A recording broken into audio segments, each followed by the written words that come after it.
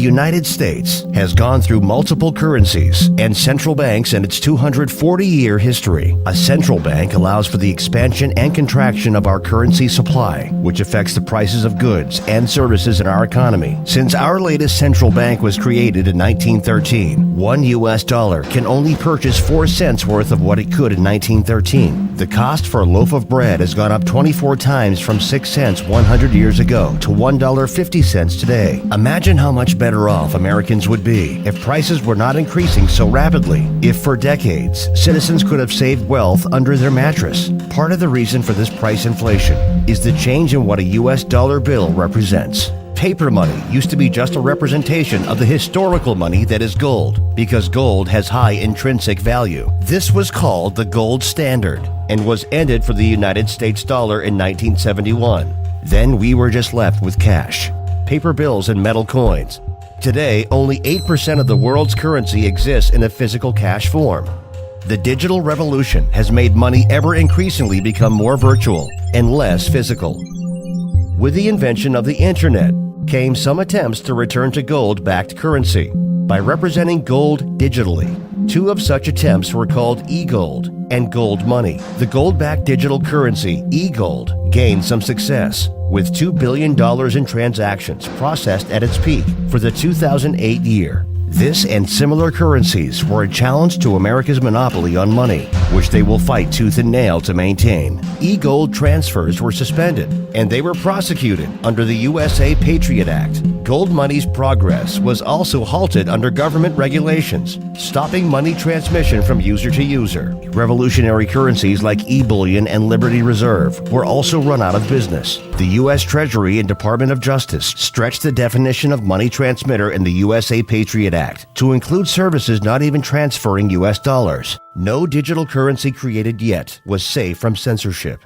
These digital currencies had the same fault, like the infamous file-sharing software Napster. A federal court ruled Monday Napster must stop allowing music fans to swap copyrighted material. They relied on a central point of control, server, or organization that could be hacked, legally shut down, or simply driven out of business by unmanageable compliance costs from government regulations. In the early 2000s, PayPal filled a market need for online transfer of dollars. The company is subject to money transmitter laws under all 50 states, in addition to the federal government. Regulations of PayPal create many drawbacks, including high fees and a lack of freedom from censorship. For instance, it cannot be used in Iraq, Afghanistan, Bangladesh, Pakistan, and countries on the U.S. economic sanction list. In addition to this, your personal transactions can be monitored legally by the government. In 2010, PayPal shut off the ability to donate to WikiLeaks after the organization released thousands of diplomatic cables. However, WikiLeaks was able to keep running through donations in a new digital currency called Bitcoin, which was first set up in 2009.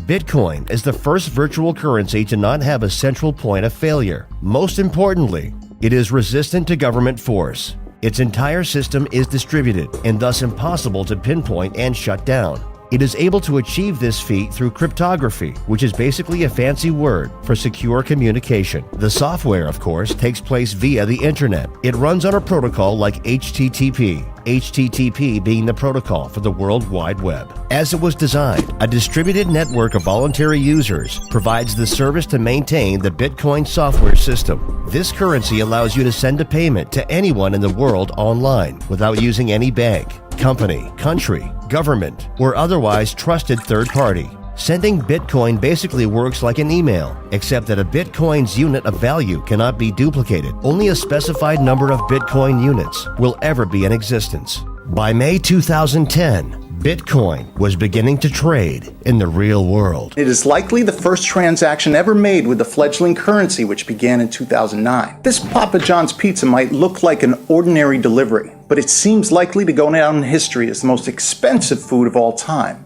In May 2010, a member pleaded to the community for someone to provide him with 2 pizzas delivered to his residence for his payment of 10,000 Bitcoins. This simple dinner cost the equivalent in Bitcoins of what would come to be worth over $10 million by December 2013. This is how fast the increase in its number of users and recognition has been. Online exchanges have been providing the trade of bitcoins and dollars for years, though many have closed from site security issues and lack of complying with government regulations. Mass adoption, however, will more easily happen from a recent trend that is growing fast. Now, if you haven't heard of Bitcoin yet, it is making international headlines and changing the way we exchange money. It is the first of its kind in the world, and today the Bitcoin ATM was unveiled right here in San Diego. Bitcoin ATMs are deploying worldwide, allowing the sale of bitcoins for cash and cash into bitcoins at physical locations. This machine changes it all by allowing users to get cash out or make deposits to their accounts. There are already such machines in Boston, Massachusetts, Austin, Texas,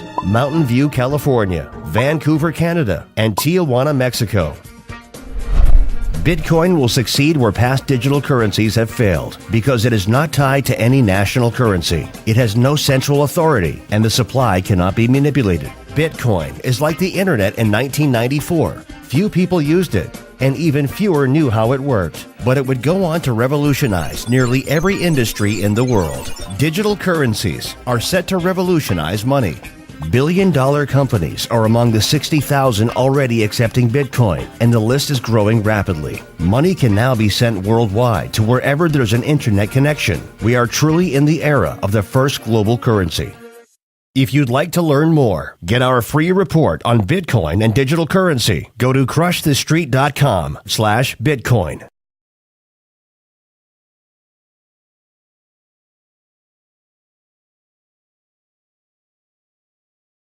On the $1 bill at the top, you'll see this little image right here.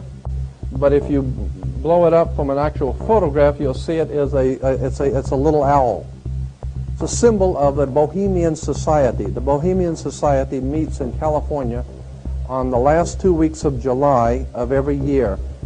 I have pictures showing all of the presidents, all of the living presidents, excluding the new one, but all of the living presidents at Bohemian Grove in Northern California, and they're all wearing red and black Ku Klux Klan dress type of regalia, like the Ku Klux Klanners, with the pointed headdress and everything.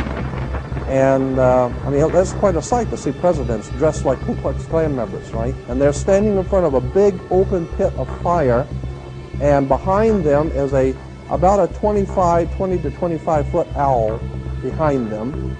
And the article in Elm Magazine and Time Magazine, I've got 2 or 3 different magazines showing basically the same pictures.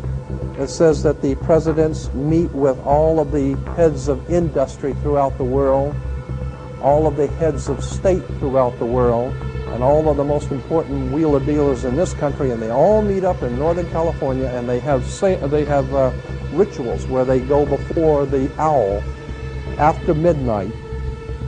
And what a picture you got, with all the presidents dressed up like Ku Klux Klanners with black and red robes on before an owl. And these are your presidents of this country. By owning the vast majority of what we hear and see on a daily basis, we have been manipulated on a mass scale as to regards to what we believe and desire, both socially and politically.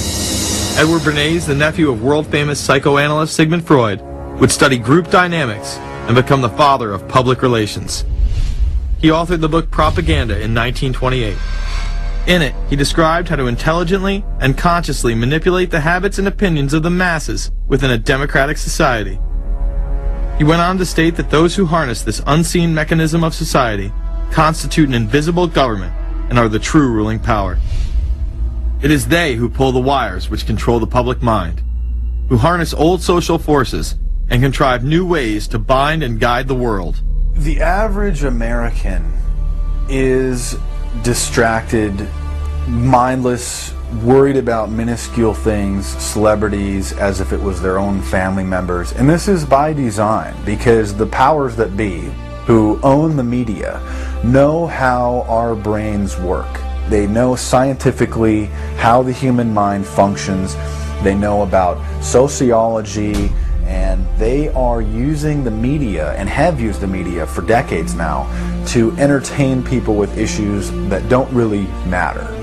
When you have the big news networks covering celebrity issues as if it's the most important thing, it becomes the most important thing. And this is not by accident. This is to keep us out of the way. Because if you're worried about the latest celebrity death or the latest celebrity couple or the celebrity breakup or your sports team having a shot at the Super Bowl or the World Series, there's so much information about those issues that can be discussed that will mesmerize people, and they won't know or care about the real issues that are out there.